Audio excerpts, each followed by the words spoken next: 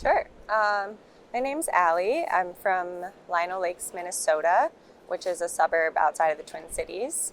And growing up there, I went to Catholic school, so we wore uniforms. I think that's whenever I think about my childhood and how it influenced me, that was a big part of it because I had to think about ways that I could stand out with my style while still wearing the same thing as everyone else.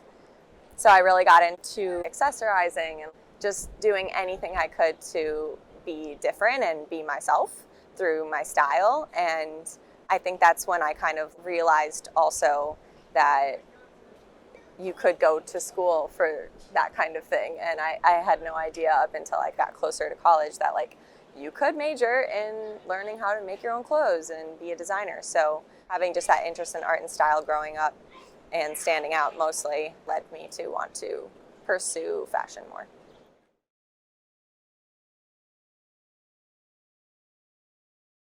So from Minnesota, I was a little nervous to move directly out here right from high school, but I went to Madison, Wisconsin, which is a program that has 3 years at Madison and then 1 year at FIT for fashion design. So I just kind of went there with the faith that I would get into FIT for my final year and it would move me out here eventually, but not like right out of high school. So I kind of had the best of both worlds, like the college experience, but like the individualized creative program at the same time.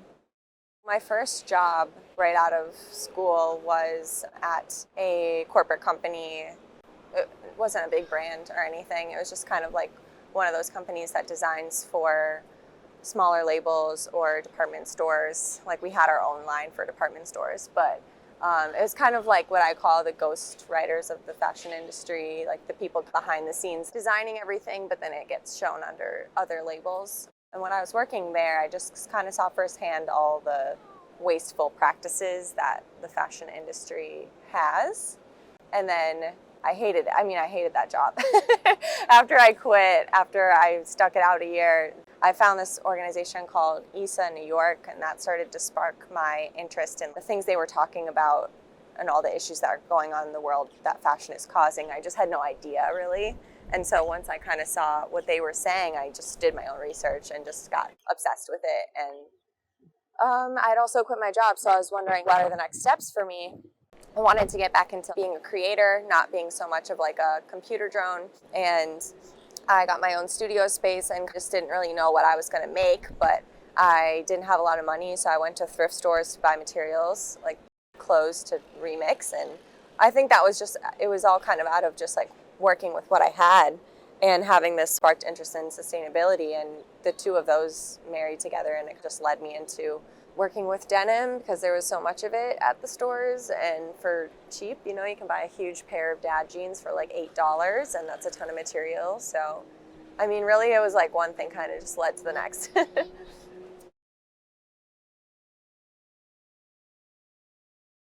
Well, it started with me wanting to learn about business because I didn't have any back knowledge or programs in school that taught me anything about how to own my own company or sell at markets or anything like that. So I actually started making choker necklaces out of trim and selling those at markets to kind of learn that, like, with like very low cost, you know. And then from there, as I was kind of getting more interested in denim, I started working for a company where I was doing creative repairs, basically like different types of patchwork, different hems, but it was a denim company. So that led me further into denim. And then from there, I eventually started my own upcycling brand I kind of call it thrift with a twist, because I'll take thrifted garments and take them from being boring to being something great using scraps and whatever pieces of material I have. Definitely though too, Fab Scrap plays a huge part in that, because once I discovered their warehouse when it was first in Jamaica and that I could volunteer there and get free scraps and stuff, that's when I was like, okay, well, what can I do with all these little pieces and scraps? And it just kind of turned into this upcycle dream.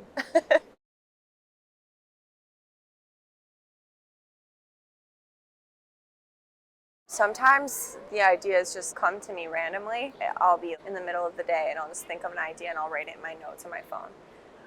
And sometimes I'll see a jacket and the jacket will give me ideas based on the style of it or like something that I want to change. So it's both of those things that sometimes the jacket inspires me, and then once I get going, I have more ideas about what I could do to it to make it look a certain way. But I think as far as imagery and text, if I'm ever writing anything, I usually like it to like provoke some kind of feeling, not necessarily even saying exactly what it's provoking, just sort of making people think. And then when I do imagery, usually it's related to nature or the human body. Yeah, I do a lot of imagery with the heart and the head and the mind, and then clouds and flowers and stuff like that. So I kind of like to combine the human experience with nature, and I think that imagery just always ends up looking really beautiful. I think any of the designs that I've come up with that have been multiple different types of media, like the printing and then maybe paint marker and then cut out and stitched on, and I feel like those are the most successful pieces I've done for sure, is combination of art and fashion.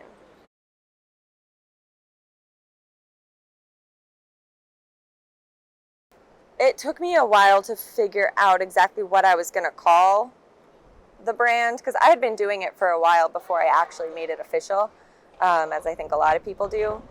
And I think it was my dad who actually said that word for the first time. We thought instead of being on trend, you could be untrend, which, yeah, the whole thing behind that is just that I think personally trends influence and encourage fast fashion, because obviously it's a temporary look that's being advertised that makes you feel like you need to have it. And then once things change, it makes you feel like you have to have the next thing. And whether you throw that previous thing away right away, probably not right away, but I think it just encourages an accumulation of way too many clothes that you don't necessarily identify with your personal style. It was just something that you felt like you had to get because you wanted to look like you were fashionable. So yeah, the problem with that is just people not finding their own identity in fashion and their own style, and just kind of latching on to different trends and ending up with too many clothes that they can't keep, they have no space for. So it's just a vicious cycle.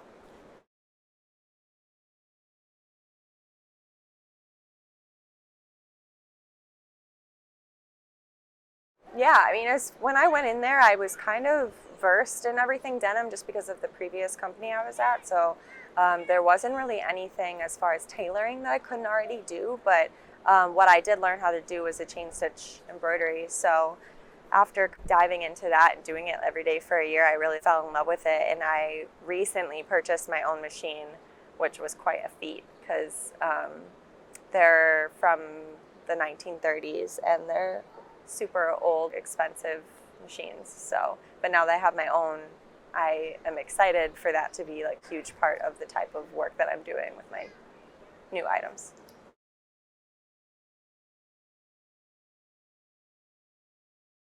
So it's a manual chain stitch embroidery machine, and it's hand cranked.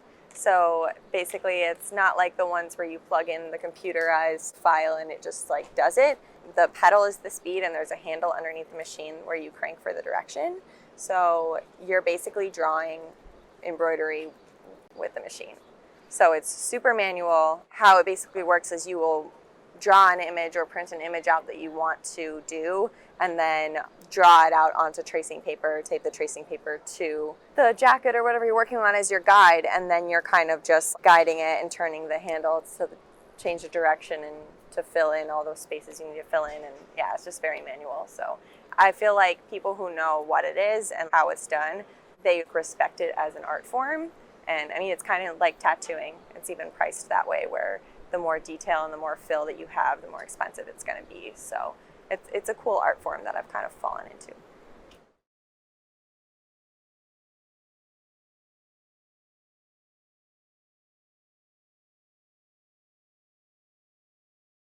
Yeah, I still struggle with this constantly. I think about scaling and what that could mean for my brand all the time. And I think what it could mean for my brand would be to just get more people involved with helping me do the creating and still make it a hands-on experience, but just not be doing it all myself, because there really isn't any way for me to offer one thing in multiple sizes that's going to be the same thing every time. And I think in general, like my goals are to inspire a lot of people and reach a lot of people. So then you have to ask yourself, well, if I'm making these one-of-a-kind items that are only going to go to one person for each thing that I'm creating, and it's like this super custom piece, then I'm only reaching one person, and then really what kind of impact am I making? But then, because fashion encourages you to want to scale and get big and do all that to reach more people, I just kind of go back and forth with it all the time, not really sure exactly what the right way to grow is. I think that moving forward, though, after talking to some other brands that are doing this similar type of thing as me, like taking thrift and upcycling, I think what I could envision myself doing is focusing on groups at a time, like small collections of 50 pieces that get dropped all together. So then I could really focus on chunks at a time, instead of just kind of randomly making things whenever I have time. But I think that's hard too, because living in New York, you have to allow yourself time to do that. And when you are not funded by anything or anyone else, you have to work too.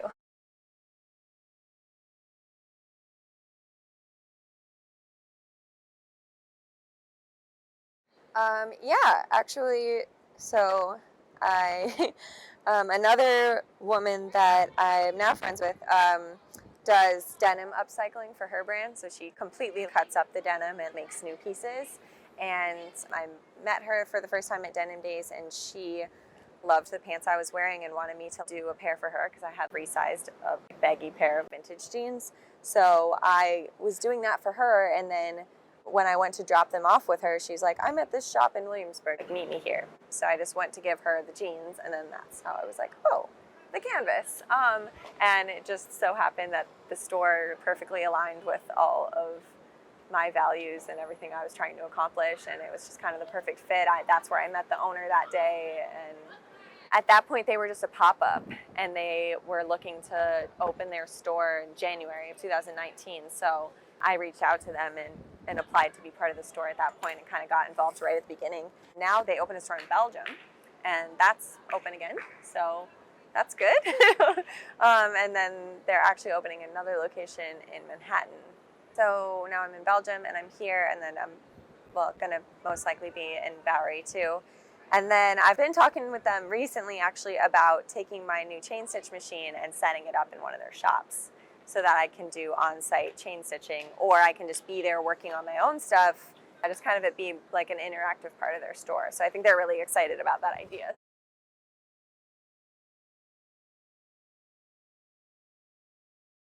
Yeah, so every brand there has to meet a certain number of the UN sustainability goals. Like when you do the application, they're concerned with, okay, how are you helping people and how are you helping the environment in your either production or in the people that you're hiring or in the people that own the business? Are you helping bring discrimination down in that way? Are you like representing? So there's a lot of different levels to it. But yeah, they just, on their tags in their store, they'll show for that brand how many of those you're meeting.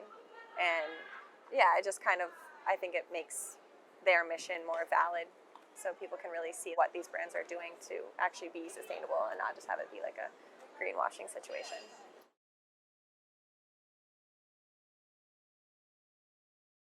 Oh my goodness. I would love to have a store that is a thrift store primarily for denim, and then has a tailoring aspect to it as well, and has the upcycling that I do, like kind of all three of those things, like, and just have it be like a badass denim store. I would love for it to be a hub that people go to specifically to get their best denim.